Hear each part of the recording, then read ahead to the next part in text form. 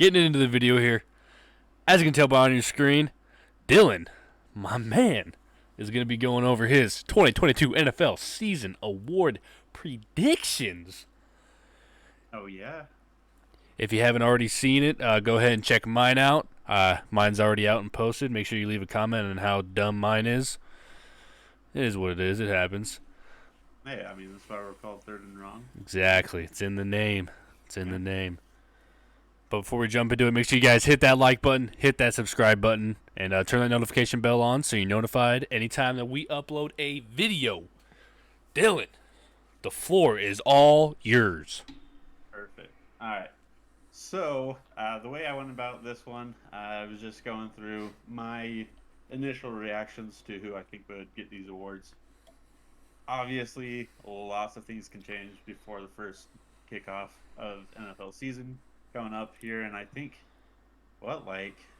um, less than 10 weeks, right? Something like that. We're getting pretty close to no months without football again. So Yeah. obviously got some time to breathe on the situation. Things can change, injuries can happen, trades can occur, all that kind of stuff. So um, this is just for right now and leaving myself escape route in case anything happens.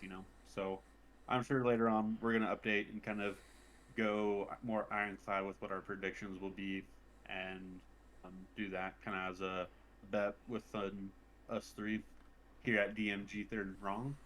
But yeah, let's start off with the rookies. We got Garrett Wilson here as my offensive rookie of the year. The reason why I say that is we're seeing a lot of wide receivers come out right out of the gun, just go and go balls to the wall, essentially, getting receptions, yards, and being a big part of offenses right away.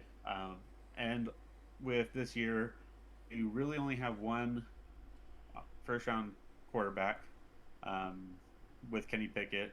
I don't think he's going to do a lot, and he hasn't really gotten the starting job just yet. So it's really hard to put in Kenny Pickett, let alone any other quarterback right now, because none of them have starting jobs.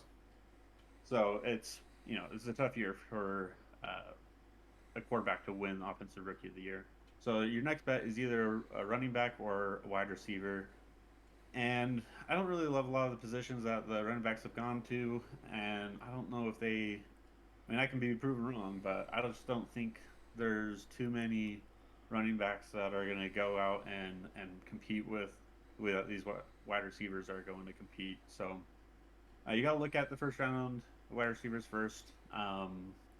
I honestly almost put Traylon Burks here just because he's going to have a lot of opportunity in Tennessee, and he has that yak ability. That's very good.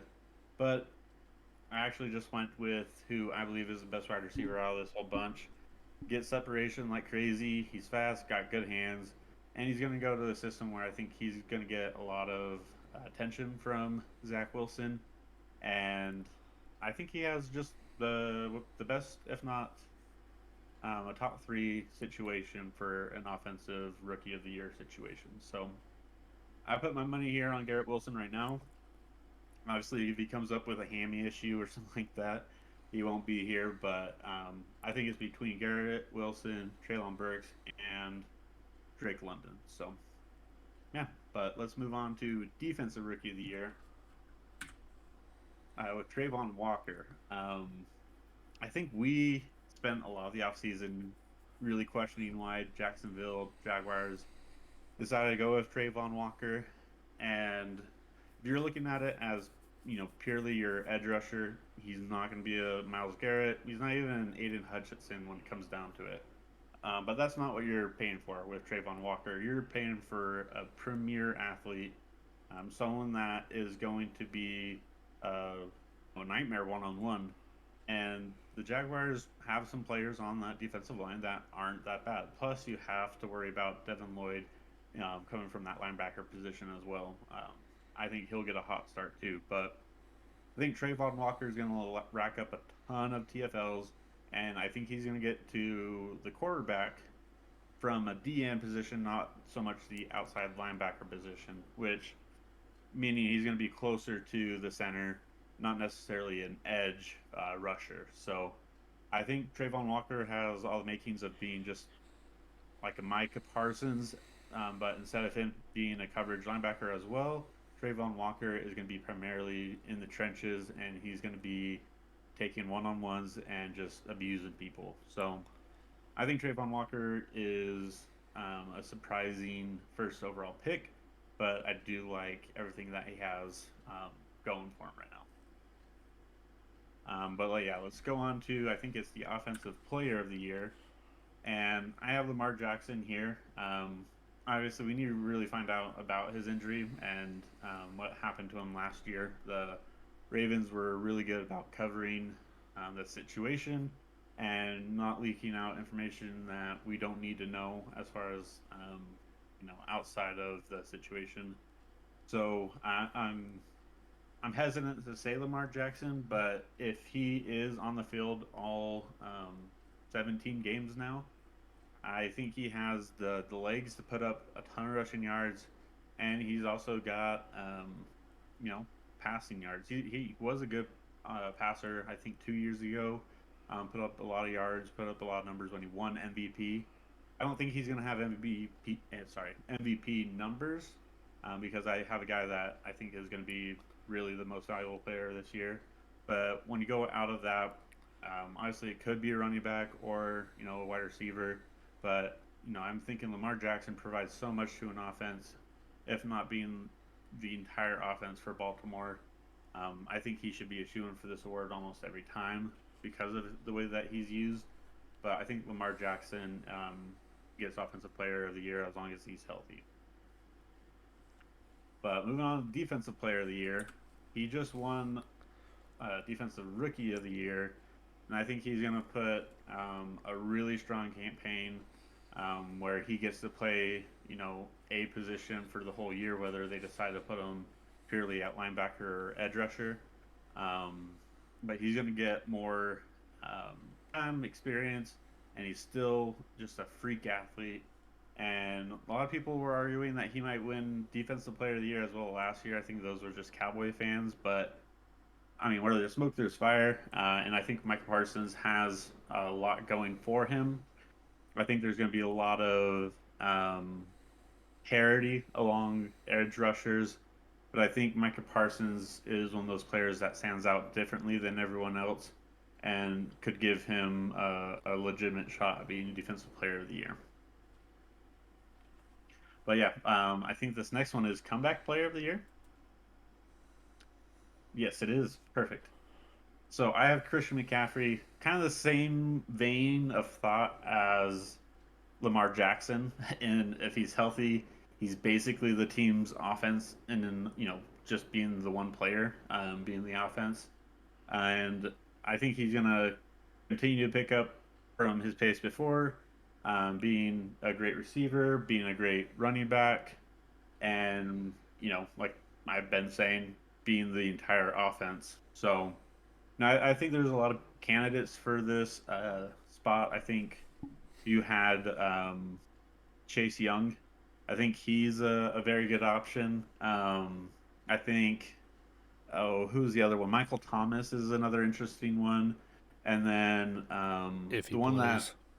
yeah, and then the other one too that I almost put was Derrick Henry because he missed so much of last year. But I think Christian McCaffrey, I think he has a really good shot of doing this. He's a fan favorite and everything, so I think he gets an nod as long as he stays healthy and